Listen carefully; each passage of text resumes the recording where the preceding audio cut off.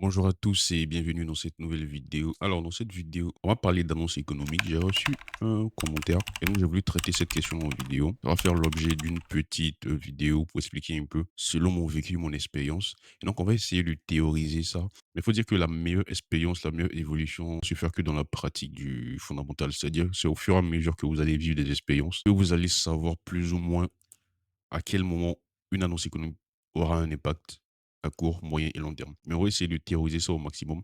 D'ailleurs, c'est le problème de l'analyse fondamentale. Le plus gros problème d'ailleurs parce qu'il faut vivre les expériences pour pouvoir progresser en fondamental. La théorie, ça va me permettre de connaître les bases, de pouvoir interpréter des éléments, de pouvoir lire des articles et les comprendre. Mais la pratique, c'est très différent. Et donc, on va en parler dans cette vidéo. Alors, je vous invite aussi à voir la vidéo de présentation de la formation que j'ai faite la semaine passée. C'est cette vidéo-là. Je vais laisser le lien de la vidéo en haut à droite. Et aussi, je vous invite à me rejoindre sur Instagram. Sur mon compte Instagram, j'ai commencé à publier régulièrement. Je partage mes analyses. Par exemple, ça, c'était mon analyse sur les chiffres CPI qu'on a eu hier aux États-Unis. Et donc, je vous invite à me rejoindre sur Instagram. En fait, je trouve que c'est très intéressant pour publier rapidement, c'est-à-dire que dès que j'ai une pensée, dès que j'ai quelque chose à partager, c'est plus rapide comme ça. Et donc, je vous invite à vous abonner sur mon compte Instagram. Le nom, c'est Forex Fondamental. Je réponds à toutes les questions, je réponds à tout le monde. Je laisse aussi le lien du compte Instagram en description de cette vidéo-là. Et donc, tout de suite, on rentre dans le vif du sujet. Mais comme d'habitude, avant de commencer, n'oublie pas de liker, de t'abonner. Ça fait plaisir et ça donne la force. Alors, d'abord, on va commencer par le court terme. Comment est-ce qu'on peut savoir qu'une annonce économique aura un impact sur le court terme? Ici, je fais seulement en termes d'impact. Et donc, ici, on fait une exemple pratique sur l'indice du dollar. Si on se retrouve sur l'indice du dollar en 4 heures, alors de mon expérience, une annonce aura un impact à court terme si elle ne s'inscrit pas dans la lignée des récents chiffres qui sont sortis. C'est-à-dire que si depuis un moment, 2, 3 semaines, on voit que la plupart des chiffres qui sortent, par exemple aux États-Unis, ça va dans un sens de dégradation, le marché de l'emploi, l'inflation qui baisse, la croissance aussi qui baisse au niveau des chiffres PMI. Tout ça, ça raconte la même histoire. Inflation qui baisse, emploi qui se dégrade, croissance qui est faible, ça veut dire que les taux sont trop élevés. Et donc, ça envoie un signe au marché pour dire que les taux de la Banque centrale sont trop élevés. Donc, le marché, lui, il se positionne en anticipant que la Fed, la Banque centrale, va plus baisser les taux. Vous voyez. Et donc, quand c'est comme ça, c'est dovish. Et donc, c'est dans ce sens-là que le marché est dovish sur le dollar. Et dans ce cas-là, le dollar va baisser de plus en plus. On se place toujours par anticipation. Et donc ici, on va prendre l'exemple du 1er juillet 2024. On a constaté que le 1er juillet, on a vu que l'inflation continue à baisser. Voilà. Maintenant, c'était plutôt l'emploi qui était plutôt un problème aux États-Unis parce que c'était toujours robuste. Et donc, la Banque centrale était sortie maintenant pour switcher son attention sur les chiffres d'emploi. Et donc, elle allait mettre son attention maintenant sur les chiffres d'emploi pour lutter contre cette robustesse-là parce que si l'emploi est fort, ça envoie des pressions inflationnistes. Et donc, l'inflation peut ne pas partir à son objectif. En juin, l'inflation continue à baisser. Et donc, le focus de la Fed maintenant, c'était sur l'emploi. Et donc là, on commençait à voir quand même que l'inflation, c'était plus trop un problème, mais que le focus allait mettre être sur l'emploi. Et donc, c'est comme si on a gagné une bataille entre griffes, la bataille de l'inflation, vous voyez. Et donc, ça appelle des baisses de taux. Parce que quand l'inflation a son objectif, ça nous donne la possibilité de plus baisser les taux. Et donc, c'est comme ça que le marché interprète ça. Donc, le dollar avait commencé à chuter déjà ici. Après, aux alentours du 8, 10 juillet ici, on a encore l'inflation CPI qui a vraiment baissé cette fois-ci. Voilà, on a baissé à 3 et c'est un plus bas depuis 2023.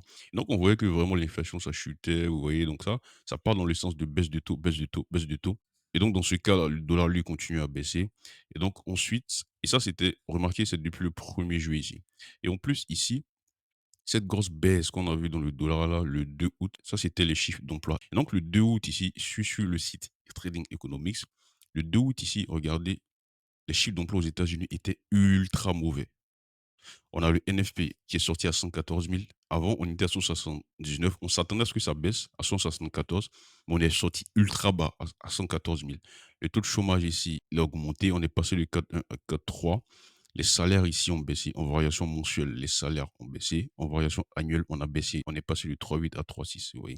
Donc, les chiffres d'emploi ici étaient ultra mauvais. Je rappelle qu'au début, la Fed avait switché sa vue sur l'emploi. On voulait que l'emploi se dégrade un peu parce que c'était trop solide, vous voyez. Puisque l'inflation, c'était plus un problème, on avait switché l'attention maintenant sur l'emploi. Et donc, le dollar, lui, commençait à baisser parce que l'inflation baissait. Et donc, ici, ça s'est aggravé et c'est rentré dans les objectifs de la Fed le 2 août parce que les chiffres d'emploi étaient sortis plutôt très mauvais. Et donc, vous voyez que tous les chiffres qu'on a eu durant cette période-là, ça partait dans le même sens. Et donc, à moyen terme, le dollar lui chutait comme ça. Donc, le dollar lui continuait sa chute, mais entre-temps, qu'est-ce qu'on a eu? le 5 août, on a eu de solides chiffres ISM Service. Alors l'ISM Service, ça fait partie des annonces économiques majeures. Et donc ici, le 5 août, on a eu l'ISM Service ici qui était sorti en zone d'expansion. Vous voyez que ici, l'ISM Service PMI, avant on était à 48, on est passé à 51,4. Les autres composantes de l'ISM ici étaient aussi en zone de contraction, mais on est sorti en zone d'expansion au-dessus des 50. Alors tout ça, c'est bien détaillé dans la formation, tout ce qui est PMI, ISM. Déjà, l'ISM Service PMI aux États-Unis, c'est une annonce qui fait partie du top. En plus, on voit que les chiffres qui sont sortis, c'est plutôt à la hausse, quoi. Vous voyez, on est quitté même en zone de contraction pour aller en zone d'expansion. Et donc, les PMI, ça fait partie des chiffres de croissance. Donc, vous voyez que ces chiffres de croissance ici, ça ne raconte pas la même histoire que tous les récents chiffres qu'on a eus, vous voyez. Et donc, quand ça sort, sur le court instant, bam, on est parti à la hausse. Le dollar a corrigé un peu. Donc, ça, c'est un impact à court terme. Si, effectivement, on peut être baissier sur le dollar, mais il faut savoir qu'il y a des annonces qui peuvent sortir, qui peuvent, sur le court restant, sur le court terme, partir dans le sens inverse. Parce que ça ne va pas raconter la même chose.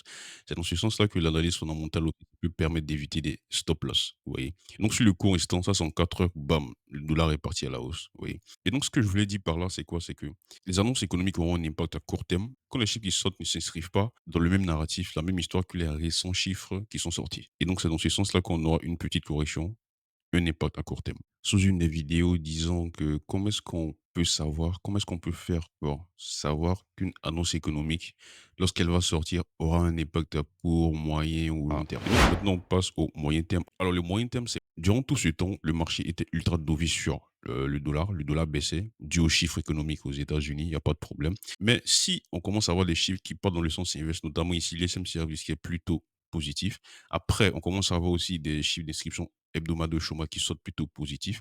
Bah, dans ce sens, on va commencer à se poser des questions. On commence maintenant à avoir des chiffres qui sortent plutôt positifs, vous voyez. Et donc, dans ce sens-là, le marché va commencer à switcher de position. Il va commencer peut-être à prendre des profits. On va commencer peut-être à sortir ses positions vendeuses sur le dollar. Et parce que c'est une, 2 semaines là, bah, on voit que les chiffres commencent à se retourner, quoi. Vous voyez. Et donc, je vais vous montrer un exemple ici. Alors ça, ce sont les données du 17. Le 17 août, le marché était encore dovish sur le dollar. Je vais vous montrer, il était très dovish sur le dollar. Je vais vous montrer les chiffres qui étaient. Je vais vous montrer ce qui était pricé. Voilà, le marché pricé qu'à la fin de cette année. Ça, on était en août, hein. Le marché pricé qu'on allait avoir plus de 4 baisses de taux en août. Ça, c'est extraordinaire. C'est-à-dire que le marché était tellement dovish sur le dollar qu'il pricé 4 baisses de taux jusqu'à la fin de cette année. Je vous rappelle que c'est pas le cas, hein. Si on parle du août jusqu'à la fin de cette année, la Fed va baisser au maximum à 75 points de base. Et c'est même pas sûr qu'on va arriver à 75, vous voyez. Donc le marché était ultra dovish. C'est normal parce que les récents chiffres qu'on avait, c'était ultra mauvais au fait. Vous allez voir qu'au fur et à mesure qu'on commence à avoir des chiffres qui partent dans le sens inverse, solides chiffres d'inscription hebdomadaire de chômage, solides chiffres ISM, le marché va commencer maintenant à switcher, il va commencer à changer, vous voyez, il va commencer à se repositionner. Dans ce cas, on parle de pricing out. Il va commencer à price out les mauvaises nouvelles qu'on avait, les mauvais chiffres qu'on avait au niveau des États-Unis. Je vous ai montré le tableau du 17. Maintenant, on passe au 4 septembre. Si on regarde la Fed, vous voyez qu'on a commencé à price out, au fait, les mauvaises nouvelles, les baisses de taux qu'on pricait. Et donc, au fur et à mesure que le marché commence à se rétracter, là, on est passé maintenant à 80, il commence à se rétracter, bah, le dollar va commencer à changer de tendance. Donc, à moyen terme, on va stagner, stagner, stagner pour avoir un retournement ensuite. Et donc, ça sera de plus en plus soutenu, ce retournement-là, avec les chiffres économiques qui sortent. Par exemple, ici, le 4 octobre, on a eu de solides chiffres d'emploi aux États-Unis. Le NFP, il est sorti à 254 000. Avant, on était à 159. Le taux de chômage ici, il a baissé. Les salaires ici en variation mensuelle. On s'attend à ce que ça baisse à 0,3, mais ça a baissé seulement à 0,4. Et en plus, les salaires en variation annuelle, ils sont montés. On est passé à 4%, alors qu'on s'attendait à une baisse de 3,8%. Donc ça, c'était le 4 octobre. Et donc, quand tu as de plus en plus de chiffres qui viennent soutenir, qui vont en contradiction par rapport aux récents chiffres qu'on a ici, bah, le marché, il commence à se repositionner, à se price out. Et donc, voilà, par exemple, le 4 octobre ici, voilà, ça, ce sont les chiffres d'emploi. Bam, on est parti à la hausse. Et donc, à moyen terme, tant que le marché se repositionne, ici, on a 80. Avant, on était à 119.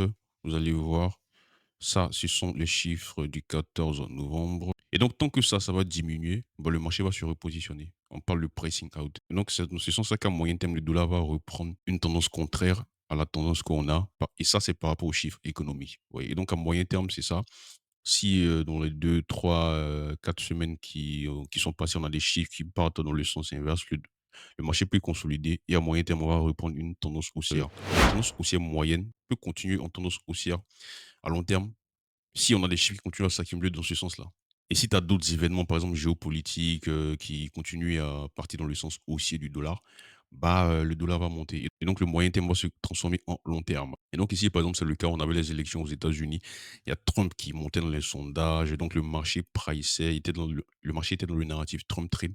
Ajouté aux récents chiffres solides aux États-Unis, le dollar continue à monter, vous voyez? Chiffres solides, le marché qui se repositionne. On anticipe que Trump va gagner. Tout ça s'aligne pour transformer la tendance haussière du dollar à moyen terme en tendance long terme. Et donc jusqu'ici, c'est donc ça qu'on a, hein. Trump a gagné, le dollar lui continue à la hausse tout simplement. Et donc à long terme aussi, je fais un exemple au niveau de la Banque centrale d'Australie. On va prendre l'AUD/NZD.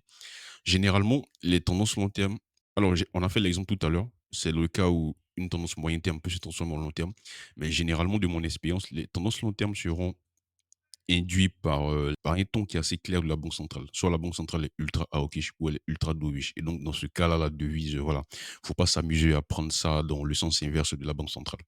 Vous voyez? Et donc, c'était le cas ici en Australie. En Australie, lors de la décision du taux du 17 juin, la banque centrale est sortie, elle était sortie ultra, ultra hawkish parce que les chiffres en Australie, c'était assez robuste quand même. Vous voyez?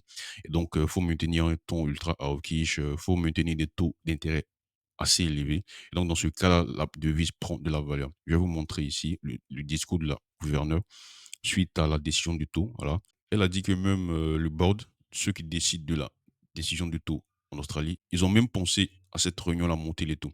Ce qui est inconcevable, en fait. C'est-à-dire que présentement, dans les banques centrales du monde entier, on n'est pas dans des narratifs de monter les taux. On est plutôt dans des narratifs de on va baisser les taux. Vous voyez?